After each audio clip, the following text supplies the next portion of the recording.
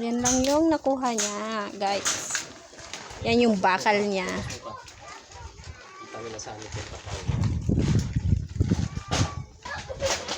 Ayan, maghanap ng pangdagdag.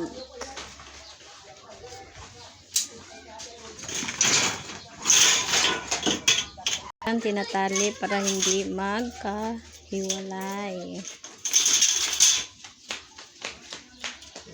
Yan, meron pa siya nakitang kapirasong bakal. Durog-durog na bakal.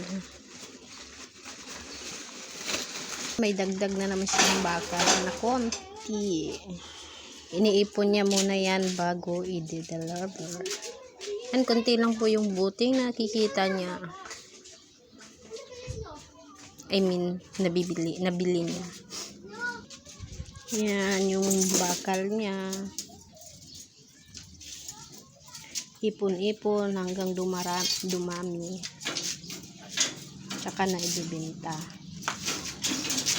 Ganyan lang po yung hanap buhay niya araw-araw. Thank you for watching.